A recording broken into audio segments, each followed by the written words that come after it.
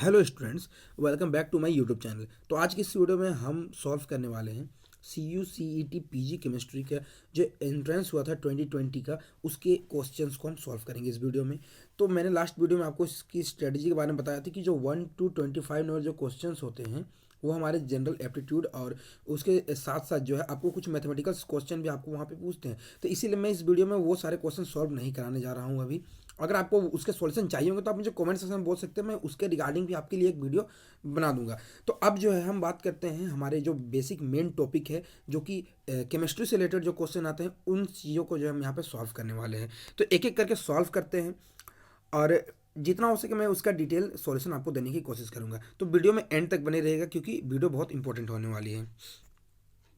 तो सबसे पहले जो है हमें 26 नंबर जो क्वेश्चन पूछा गया था CU CET 2020 में पूछा गया था कि which order of this transition metal complexes is correct for delta O. मतलब जो डेल्टा ओ का जो ऑर्डर है, मतलब किसका CFSE जो है यहाँ पे सबसे ज़्यादा है, उस ऑर्डर डेल्टा ओ का ऑर्डर पूछा जा रहा है। ठीक है, तो जो डेल्टा ओ का जो ऑर्डर होता है, यहाँ पे आप पहले मेटल कॉम्प्लेक्स देंगे तो यहाँ पे सारे मेटल सेम है, यहाँ पे सारे ऑप्शन आप देख सकते हैं मेटल सेम है। तो उस केस में जो हमें लिगेंड्स देखना होता है। आपने CFSE अगर पढ़ा होगा तो, अगर नहीं पढ़ा होगा, अगर नहीं समझ आ रहा है तो आप जो है मुझे लिंक सॉरी आप मुझे कमेंट सेक्शन में बता सकते हैं, तो मैं उसके रिगार्डिंग वीडियो बना दूंगा। तो यहाँ पे देखिए, यहाँ पे हमें लिगेंड्स देखना है। तो आपने स्पेक्ट्रोकेमिकल सीरीज पढ़ा होगा कि लेफ्ट टू राइट जब यहाँ हमें यहाँ जो ऑर्डर दिया हुआ है वहाँ पे जाएंगे तो हमारा स्टेबिलिटी जो लिगेंड्स के जो स्ट्रॉन्ग फील्ड लिगेंड जो है उनकी स्टेबिलिटी जो इस तरीके से इंक्रीज करने लग जाती है। मतलब जो CO है, CN, ये सब हमारे स्ट्रॉन्ग फील्ड लिगेंड्स हैं ये सारे। तो जो स्ट्रॉन्ग फील्ड लिगेंड्स होते हैं उनकी CFSE भी ज़्यादा होती है। तो इस केस में हम यहाँ पे ये बोल सकते हैं कि यहाँ पे कौन से लिगेंड है हमें देखना है। CN दिया हुआ है एंड NH3 है एंड Cl दिया हुआ है। तो इन तीनों का ऑर्डर देखते हैं हम। तो सबसे ज़्यादा स्ट्रॉन्ग कौन सा है, हमारा CN है, देन NH3, देन Cl है। तो जहाँ पे हमारा CN वाला होगा वो सबसे ज़्यादा उसका CFSE डेल्टा O होगा। तो ए ऑप्शन में देखिए ए ऑप्शन में आप देखिए जो RH वाला है उसका CN जो है सबसे ज़्यादा है, देन RH NH3 वाला जो है देन Cl। मतलब हम यहाँ पे कह सकते हैं कि ये ऑर्डर जो ए है हमारा ऑप्शन करेक्ट ऑप्शन है। ठीक है, एंड नेक्स्ट हमारा क्वेश्चन क्या है, the correct name for the following for the complex. ये कम्प्लेक्स दिया हुआ, इसका हमें IUPAC नेम बताना है यहाँ पे। तो आपने जो है कोऑर्डिनेशन में जो 11 क्लास 12 क्लास में ही पढ़ा होगा कि जब केटायन पहले होता तो पहले उसका नाम लेते हैं हम यहाँ पे। तो हम इसका नेम लिख सकते हैं सोडियम। देखिए सोडियम है।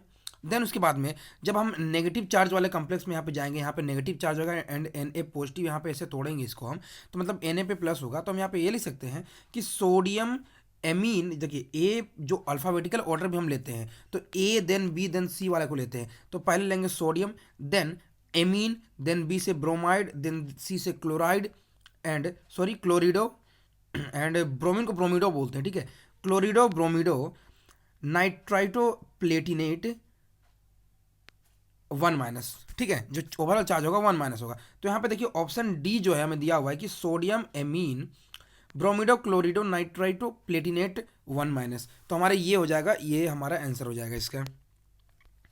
अब लेते हैं हमारा नेक्स्ट क्वेश्चन। वो क्या है, which among the following statement is correct. यहाँ पे से कौन सा स्टेटमेंट जो हमारा करेक्ट है। तो यहाँ पे देखिए पहला ऑप्शन में दिया हुआ है CO is a strong field ligand, ये करेक्ट है। ठीक है, स्ट्रॉन्ग फील्ड लिगेंड है। एंड गुड पाई एक्सेप्टर, हाँ ये गुड पाई एक्सेप्टर भी होता है। एंड CN जो है सो इज CN, मतलब CN भी हमारा वही है बोला जा रहा है यहाँ पे। और दूसरा ऑप्शन क्या बोला जा रहा है, CO is strong field ligand and good pi acceptor but CN is not. तो ये तो नहीं हो सकता है, बी नहीं हो सकता है। एंड थर्ड ऑप्शन क्या बोला जा रहा है, CO is weak field ligand. CO weak field ligand है ही नहीं। यहाँ पे आप स्पेक्ट्रोकेमिकल सीरीज देख सकते हैं। एंड चौथा ऑप्शन क्या बोला जा रहा है, चौथा ऑप्शन बोला जा रहा है हमें CO is strong field ligand but not a good pi acceptor. तो मैं आपको बताते चलूँ, जो CO होते हैं और CN होते हैं बोथ हमारे स्ट्रॉन्ग फील्ड लिगेंड होते हैं and both are good pi acceptor. तो इसीलिए ऑप्शन ए इज हमारा करेक्ट हो जाएगा हमारा यहाँ पे। अब लेते हैं हम अपने नेक्स्ट क्वेश्चन को कि which of the following ion can be explain by D2sp3 hybridisation should be diamagnetic. तो यहाँ पे यही बोला जा रहा है कि यहाँ में से कौन सा जो हमें मेटल कॉम्प्लेक्स दिया हुआ है वो D2sp3 दिखा रहा है एंड वो डायमैग्नेटिक भी है। मतलब वहाँ पे कोई सा भी हमारा अनपेयर्ड इलेक्ट्रॉन नहीं होगा। तो इसका चलिए सॉल्यूशन देखते हैं, एक एक का इलेक्ट्रॉनिक कॉन्फ़िगरेशन लिखते हैं। तो यहाँ पे देखिए हमें NiCN4 दिया हुआ है, तो यहाँ पे अब जब इसका चार्ज निकालें तो ये हमारा Ni2 पॉजिटिव हो जाएगा। एंड उसका जब इसका इलेक्ट्रॉनिक कॉन्फ़िगरेशन लिखेंगे तो आर्गन 3D8। अब यहाँ पे एक इंपॉर्टेंट बात, जैसे ही आप इसका इलेक्ट्रॉनिक कॉन्फ़िगरेशन जब आप लिखेंगे यहाँ पे, तो आप यहाँ पे देखेंगे कि ये इस तरीके से कुछ लिखेंगे, जो 8 इलेक्ट्रॉन हम यहाँ पे पुट कर देंगे। अब यहाँ पे जो CN है, CN हमारा स्ट्रॉन्ग फील्ड लिगेंड है, जैसा मैंने भी आपको इलेक्ट्रोकेमिकल सीरीज दिखाया था।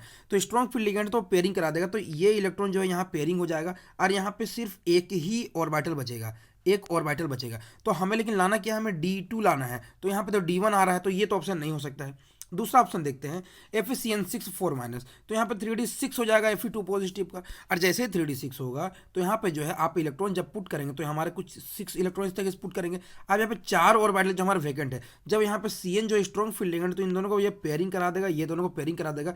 तो यहाँ पे हमारे 2 वैकेंट ऑर्बिटल बच जाएंगे। अब जैसे 2 वैकेंट ऑर्बिटल हमारे यहाँ पे बचेंगे तो हम ये कह सकते हैं कि ये D2sp3 ऑर्बिटल दे देगा, सॉरी हाइब्रिडेशन दे देगा। एंड ये जो हमारा ये कहीं पे यहाँ पे अनपेड इलेक्ट्रॉन भी नहीं बचेगा। मतलब इसको मैं इस तरीके से लिखेंगे कि 1 2 3 4 5 हो गया, देन 1 2 3 4 एंड 6 इलेक्ट्रॉन था, 6 इलेक्ट्रॉन हम पुट कर दिए, तो यहाँ पे 2 ऑर्बिटल हमारे यहाँ पे बच जाएंगे। अब यहाँ पे हम D2sp3 जो है हम यहाँ पे निकाल सकते हैं। तो ये जो हमारा यहाँ पे अनपेड इलेक्ट्रॉन भी नहीं होगा, मतलब ये हमारा डायमैग्नेटिक भी होगा और D2sp3 भी हो जाएगा। तो करेक्ट ऑप्शन जो हमारा हो जाएगा FeCN6 4-। ठीक है, अब लेते हैं अपने नेक्स्ट क्वेश्चन को।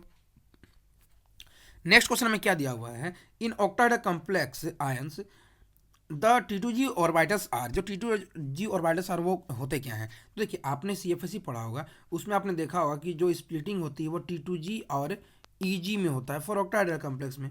ठीक है, EG में 2 ऑर्बिटल होते हैं, T2G में हमारे 3 ऑर्बिटल होते हैं। तो जो नीचे वाले होते हैं उसी चीज़ के बारे में पूछा जा रहा है, तो वो हमारे क्या होते हैं, DXY DYZ और DXZ होते हैं।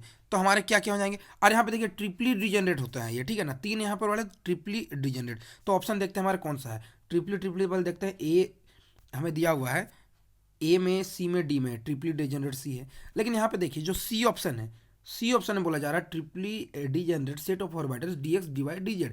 मैंने यही बोला। अगर आपको नेक्स्ट टाइम हो सकता है EG पूछ दिया जाए, EG में हमारा होता है DZ² एंड DX² - Y², ये दोनों ऑर्बिटल्स हमारे होते हैं। तो इसे आप नोट्स कर सकते हैं। अब लेते हैं अपने नेक्स्ट क्वेश्चन को, which of the following transition metal ion should have the smallest ionic radii. तो अगर इस तरीके के क्वेश्चन को जो आपको सॉल्व करना है तो उसके पहले जो है सबसे पहले आपको चार्ज देखना होता है। तो यहाँ पे 4 ऑप्शन देखिए, चार्ज तो सेम है, उसके बाद ही आपको सीरीज में जानी पड़ती है।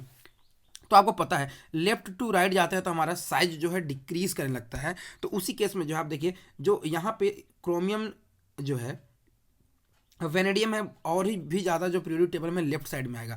यहाँ पे मैग्नीज ये जो सबसे राइट में आएगा, ठीक है, और जो सबसे राइट में है तो मैंने कहा साइज डिक्रीज होता है, तो मैग्नीज का जो यहाँ पे सबसे स्मॉल साइज होगा।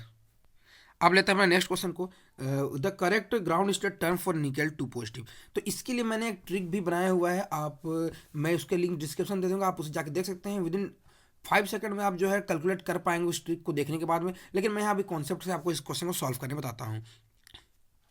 देखिए जो निकेल 2 पॉजिटिव होता है उसमें हमारा D8 कॉन्फ़िगरेशन होता है। तो D8 इलेक्ट्रॉन्स को हम कुछ इस तरीके से लिखेंगे, और जो ऑर्बिटल पे जो चार्ज होता है जो वो कितना होता है, -2 -1 0 1 2। तो इस तरीके से जो आप यहाँ पे इसे सॉल्व करेंगे, L की वैल्यू जब आप निकालेंगे तो -2 में कितना मल्टीप्लाई करेंगे, 2 इलेक्ट्रॉन से, -1 को फिर 2 से मल्टीप्लाई करेंगे।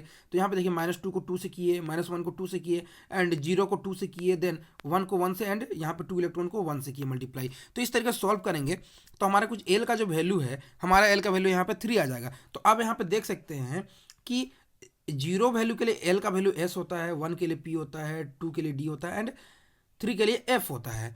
ठीक है, ये होता है। अब जो टर्म लिखते हैं हम, ठीक है, टर्म क्या लिखते हैं, 2S + 1 L लिखते हैं। तो L के जगह में हमारा F तो आ गया। अब 2S + 1 निकालते हैं। तो यहाँ पे अगर S की बात करें तो ये जो पेयरिंग वाले पार्ट हैं वो तो 0 हो जाएंगे इसमें, क्योंकि +1/2 -1/2 आप उसको कैंसिल कर देंगे। लेकिन ये दोनों जो ऑर्बिटल है ये 1/2 + 1/2 देंगे तो स्पिन जो हो जाएगा टोटल 1 आ जाएगा। अब 2S + 1 लिखेंगे तो वो कैसे लिखेंगे, 2S + 1 2 × 1 + 1 = 3 आ जाएगा। तो इसीलिए हम इसका टर्म लिखेंगे 3F। तो ये हमारा इसका टर्म हो जाएगा 3F। तो इसका आंसर जो हो जाएगा हमारा, इसका आंसर क्या हो जाएगा, ये हमारा ऑप्शन ए हो जाएगा। अगर आपको इसका ट्रिक जानना है तो ट्रिक आप जरूर से उस वीडियो को देखिएगा, उसके बाद जो है आपको ये सब क्वेश्चन में जो है आपको दिक्कत उस तरीके की नहीं आएंगी।